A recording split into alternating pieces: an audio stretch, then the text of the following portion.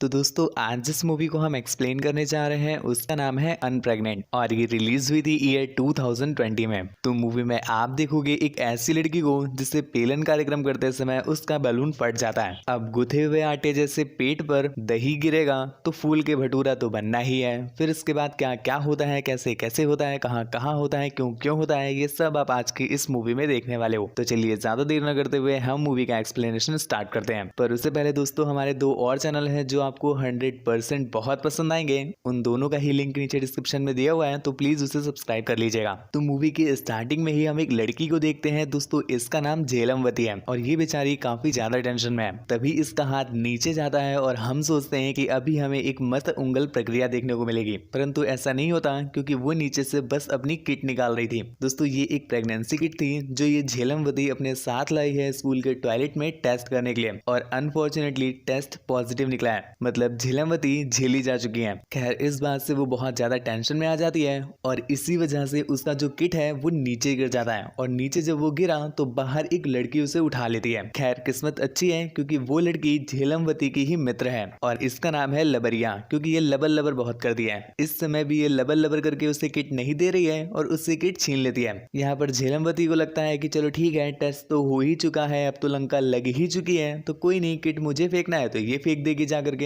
परंतु लबरिया इतनी बड़ी सूतिया कि उसने वो किट उठा करके स्कूल के ही डस्टबिन में फेंक दी। खैर वो किट जल जाती, कट जाती, मर जाती, पिट जाती, घिस जाती, कुछ भी हो जाता तो इतना दुख ना होता, परंतु उस किट को कुछ भी ना सूझा, वो लग गई सीधा स्कूल के स्टूडेंट्स के हाथ में। अब यहाँ पर स्कूल के स्टूडेंट्स ये जान करके बड़ा शॉक होते हैं कि उनके ही स्कूल का कोई है जो कि प्रेग्नेंट है। अब ये तो आप भी जानते हो कि स्कूल में दो ही चीजें सबसे ज्यादा फैलती हैं, एक तो किसी का मैटर हो या फिर ठंडियों के टाइम पर लाएगी मूंगफली हो। खैर यहाँ पर तो मैटर की बात है, तो वो भी पूरे स्कूल में ऐसा फैलता है कि कुछ ही घंटों में सभी लोगों को पता चल गया कि उनके ही स्कूल में कोई बंदी प्रेग्नेंट है। खैर ये कोई खास बड़ी भसड़ नहीं है, परंतु सबसे बड़ी भसड़ ये है कि आखिर झेलमवती अपना अबॉर्शन करवाए कैसे, क्योंकि अबॉर्शन बिना पेरेंट्स के साइन के नहीं हो सकता। खैर ये भी इतनी खास बड़ी टेंशन वाली बात नहीं थी। टेंशन वाली बात तो शाम को पता चली जब वो अपने बॉयफ्रेंड से मिलने जाती है। यहाँ पर उसका बॉयफ्रेंड पूरी तैयारी के साथ आया था उसे शादी के लिए प्रपोज करने को, और यहीं पर हमें पता चला कि उसके बॉयफ्रेंड को ऑलरेडी पता था कि जो उसका गुब्बारा है वो पेलन कार्यक्रम करते समय फट गया था, और भैया जी इतना खुश हो गए हैं कि वो पापा बनने वाले हैं, इसी वजह से वो झेलमवती को प्रपोज कर रहे हैं। झेलमवती सोचती है कि अभी से ठीक से चड्डी तो बदलनी आती नहीं और ये पापा बनने चलेंगे, इसलिए उसने तो पहले से ही सोच कर रखा था कि बस वो चुकंदर के साथ सिर्फ डेटिंग कर रही है, ना कि उसके साथ शादी करेगी। परंतु चुकंदर यहाँ पर कुछ ज्यादा ही सीरियस हो गए। खैर झेलमवती उसे मना तो करना चाहती है, परंतु उसे मना नहीं कर पाती क्योंकि वो उसके साथ एक बहुत ही एक्सपेंसिव रिंग लाया था। अब अगर वो डायरेक्टली मना कर देती तो रिंग उसे नहीं मिलती, और वो सोचती है कि रायता इन्होंने फैलाया है तो सफाई भी इन्हीं के पैसों से की जाए, इसीलिए उसकी रिंग ले करके वो कहती है कि मैं सोच कर बताऊंगी। जिसके बाद झेलमवती यहाँ से सीधा पहुंची अपनी फ्रेंड लबरिया के पास और उसे लेकर के वो दोनों ही निकल जाते हैं अबॉर्शन करवाने के एक रोमांचक सफर पर। सफर इसलिए बोल रहा हूँ क्योंकि ये आसपास के किसी भी हॉस्पिटल से नहीं बल्कि एक दूसरी सिटी के हॉस्पिटल से अबॉर्शन करवाने के लिए जा रहे थे। अब जाने के लिए उन्हें पैसों की जरूरत पड़ेगी और इसीलिए तो झेलमवती ने रिंग ली है, तो यहाँ से वो सीधा जाती है रिंग को बेचने के लिए। परंतु एक छोटी सी प्रॉब्लम हो गई क्योंकि उनके पीछे पीछे चुकंदर भी उन्हें सूंघते सूंघते वहां पर आ गए, और वहां पहुंच करके उन्हें सब कुछ पता चल जाता है कि झेलमवती आखिर करना क्या चाहती है। जिसके बाद वो उन्हें रोकता है और रिक्वेस्ट करता है कि प्लीज ऐसा मत करो, परंतु झेलमवती उसकी बात कहीं से भी नहीं मान सकती थी। उसे खुद का बोझ तो झेला नहीं जा रहा, वो अभी एक और बच्चा टांग ले, इसलिए वो इस बच्चे के लिए साफ साफ मना कर देती है। खैर यहाँ पर जो लेडी उनसे रिंग ले रही थी वो काफी डिसेंट थी। उससे जब झेलमवती की बात समझ में आती है तो वो चुकंदर को गन पॉइंट पर ले लेती है और उसे बहुत प्यार से समझाते हुए कहती है, पेलने से पहले क्या खाकर आया था तू भांग धतूरा? जब पता था तुझे कि फट गया है तो रहने देता अपनी हवस को आधा अधूरा, लेकिन नहीं, तुझे तो करना था अपनी हवस को पूरा, इसलिए तूने रगड़ा अपना जमूरा। इसके गुथे हुए मैदे जैसे पेट ने जब पाया तेरा दही तो वो फूल करके बन गया भटूरा।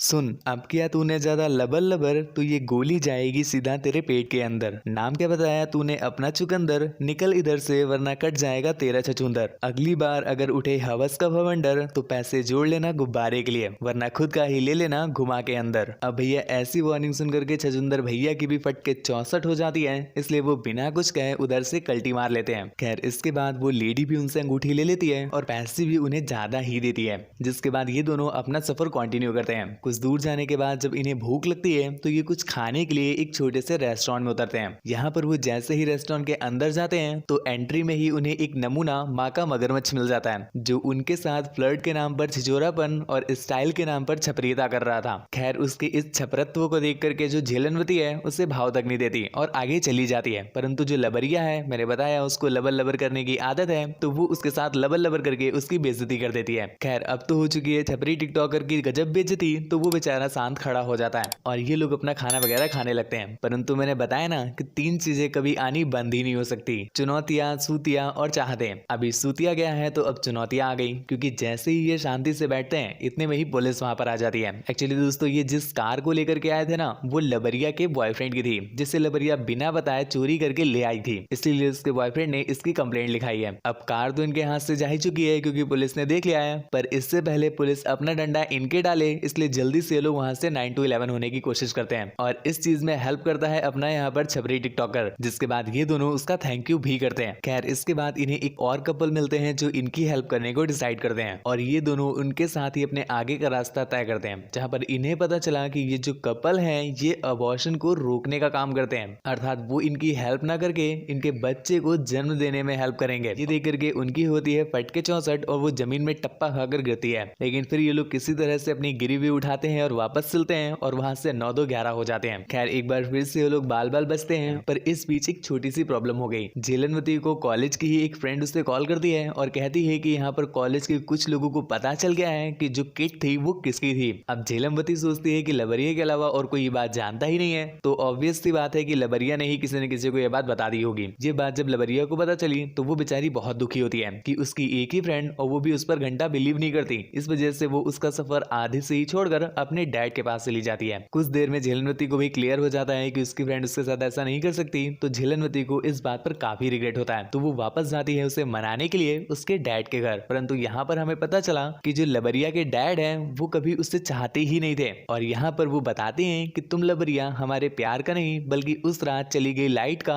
और फटेले कॉन्डम का नतीजा हो। अबे ऐसे कौन बोलता है यार, पर खैर उन्होंने बोला, जिस बात को सुन करके लबरिया को बहुत दुख होता है और इतने में ही वहां पर झेलनवती पहुंच जाती है, जिसके बाद उन दोनों के बीच थोड़ा सा इमोशनल सीन होता है और फाइनली वो दोनों एक हो जाते हैं और इसके बाद वो कंटिन्यू करते हैं अपने आगे का सफर। खैर कुछ देर बाद हम देखते हैं कि वो हॉस्पिटल में पहुंच गए।